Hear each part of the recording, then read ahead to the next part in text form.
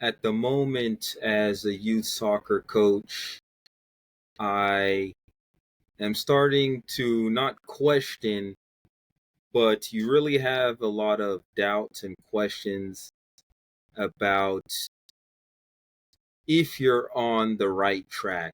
Because we say that we want to develop players throughout the process of youth soccer.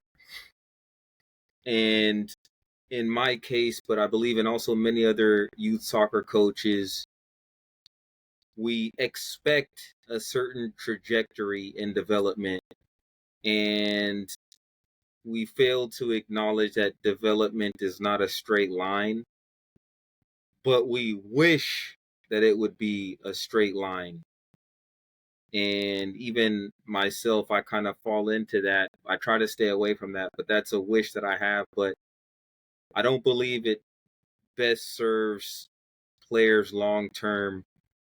At the moment, my team got promoted from last season, but we're a few games in, and if you look at the score alone, and even in sometimes the games, if you're not looking closely, since we got promoted, we've been losing a lot of games. And it's not so much the losing part as the fact that you have to pay very close attention to determine if development is actually happening. Because we are so often blinded by the results, sometimes you have to look extremely carefully to see if you are actually developing or if you are relying on the wrong things that are helping you win, or if you're being delusional. That's why you have to look very very carefully in as a coach and as parents especially. But I speak now from a coach's perspective, and the biggest revelation for me is so many things I've learned, I would say the past year. I can't even say the biggest revelation. There's been so many things, but it's realizing how many of my past beliefs stemming from the time that I was a kid playing soccer, how I was coached, how every other kid was coached, every other coach that we saw against teams that we played, every team that we guest played for, everything that we hear from other players about how their coaches coach. And then when we reach coaching at every level, so it's not just how we were coached when we were kids, but how we were coached when we were high school, how we were coached when we were in college, how we were coached at the levels above college, and then how we bring that to our coaching today, and how we see our peers coach other people, and then we see certain results from this type of coaching. Whether the results are good or bad is irrelevant, but if we see any result, we attribute that to the way that we coach or the way that we see others coaching, and we ignore the fact that sometimes you can have good results despite it being a poor system. For example, a kid can be raised in a terrible home but still turn out to be amazing. That doesn't mean that we want kids raised in terrible homes, meaning with terrible parents. Yes, great kids, amazing people can come from terrible backgrounds. That doesn't mean we want terrible backgrounds. And for me, this is what caused me to change so many things I do as a coach. And what that means is relinquishing control, because there are certain things that in the past we believe our role should have when we coach. Like, we want more control. We want to see things happening a specific way. And if they're not happening that way, we're not happy with it. We're not happy letting that thing go because we want control. And especially when you're working with kids at the younger ages, the coaches who control the most see the best results. Because when you're working with kids, a lot of the times you're playing against kids who have no idea what they're doing, or because they're so early in the stages, they're still trying to figure things out. And because they're trying to figure things out, so many things look sloppy. So as a coach, when you're dictating things, because players are playing from your perspective, you get better results because you're playing against teams a lot of the times where kids are still trying to figure things out. And for me, I've decided to let go of that because I've learned some things that go completely against everything that I know. Everything. There are some core things that the current research that I'm finding out about back up those things, but the how I go about, so my deep beliefs about what to emphasize in the game are proven to be right, but how I go about coaching to reach those certain things are completely changed. So I have to change my behaviors. And at the moment, I'm really, really being tested about how committed am I to changing my belief system.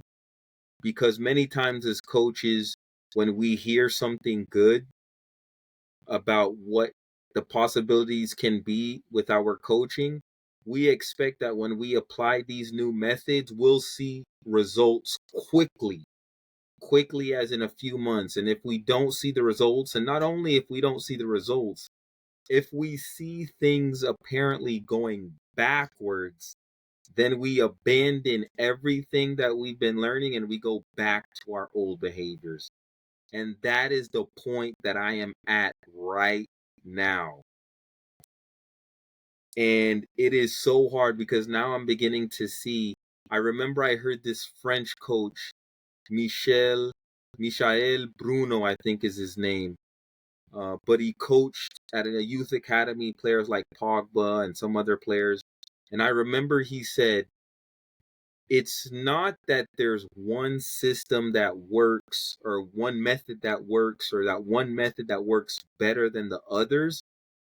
The key is staying with the method that you believe to be right and not switching when things don't go the way you want them to go.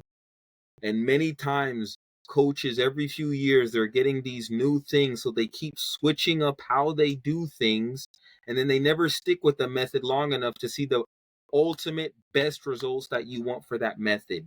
So it's less what method it is, and it's more sticking with that method when things don't work out the way you want them to.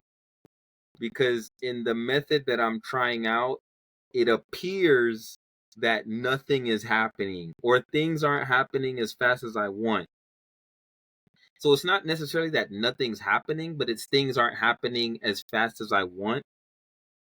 So because things are happening slowly, there are moments when you think, "Oh, is anything happening?" But despite this, this is the moment of truth. And as coaches, it's funny because we're so much after, oh, what are the new methods?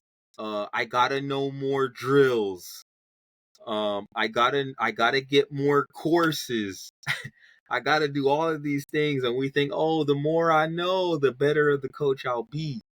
But really, I believe that it's it's choosing a method, and you can know all the drills you want, but if your behaviors are incorrect and you're coaching incorrectly, it doesn't matter how many drills you do, because 50 coaches will do the same drill and you'll get 50 different results.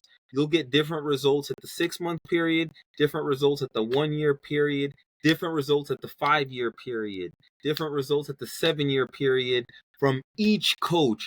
So if 10 coaches were to do the same exact drill over the same amount of period and they were to switch at the same exact time in 1 year, 2 years, 3 months, 5 years, you would get different results even if you had the same players because of what those coaches are emphasizing, what those coaches are sticking to. And this isn't talked about enough because coaches talk about courses and drills and all this stuff. But what we don't talk about is, do you stick with your method even though things aren't working out?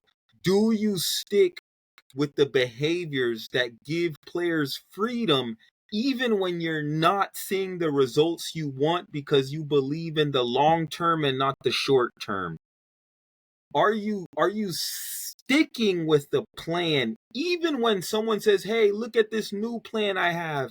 Change everything you have because there's something new. Oh, look at the pros. This one team is being super successful doing this one thing. I'm going to throw out everything I did and I'm going to go to this new thing. And then in another 3 years I'm going to throw out everything I did because there's something new." These are the things that are not really emphasized that much on coaching. And I'm beginning to believe that this is the golden nugget. But the problem is that you don't see the quick results. You don't see the results in 3 months. You don't see the results in 6 months. You don't see the results in 1 year. You see the results 3 years later, 5 years later, 7 years later. And this is the tough part, probably the toughest part of coaching. And even the tougher part, as I've stated before, is that you have to change your previous behaviors and do what's uncomfortable to you as a coach. You have to do what's you have to commit to what's unfamiliar. You have to commit to the discomfort. You have to commit to the sloppiness that you believe to be because it doesn't look like the clean way that you want it. And that is where I am right now with my team. But regardless of the discomfort, I am committed to sticking to it because, one, I see that my players are applying what I'm coaching them. And I would say another big thing is that players are not playing the way that I want them to play. Players are not making the decisions that I want them to make. They're making their own decisions based off of what they perceive. I don't have players who all play the same way. Each player plays a different way. And before, I would have tried to get all players to play the same way. My thing as a coach is to instill basic concepts, or to rather broaden their way of seeing something. But when I see players maybe applying what I want them to on a broad level, but making different decisions than what I want them to make, then I know I'm on my way to the right path, which doesn't seem to make sense. But the more that I see players making decisions I don't want them to make or that I wouldn't make, the more that I believe that they're learning, that they are learning. They're not copying me, they're not mimicking me, but they're taking the things that they learn in training and they're making their own decisions. Is it right all the time? No. Are there times where they make poor decisions? Yes. But my previous instinct back then would be to correct it right away. Now, it's not to correct it. It's to let them play. And then what I do is I remind them of the basic concepts. Basic concepts is whenever you have the ball or whenever you don't have the ball, are you looking at all your options? Are you looking at the ball, or are you looking at the ball and everything else around you? And one of the things I always tell my players when they have the ball, this is what I say whenever they make a decision and I don't agree with it. I don't say you should have done this. I don't say that. I never say that anymore. Before I said that, but I don't say that anymore. What I say is, did you look at all your options? And then I emphasize to the player, if you want to dribble, dribble. If you want to pass, pass. If you want to shoot, shoot. I don't care what you do. But if you dribble and you saw all your options, left, right, center, and you still decided to dribble, knowing everything, knowing the basic concepts of the game, and the basic concepts, again, I mean, when you don't have the ball, you're looking around you, not just at the ball. When you have the ball at your feet, you're looking around you, not just at the ball. When we attack, we want to get to the goal as fast as possible in a way that gives us the highest probability of success. That's what I mean by basic concepts. I'm not telling players what to do. So I say, as a player, if you do those things and you still decide to dribble, then dribble, and I am okay with it. Even if I think that player was over dribbling, I do not say you were over dribbling.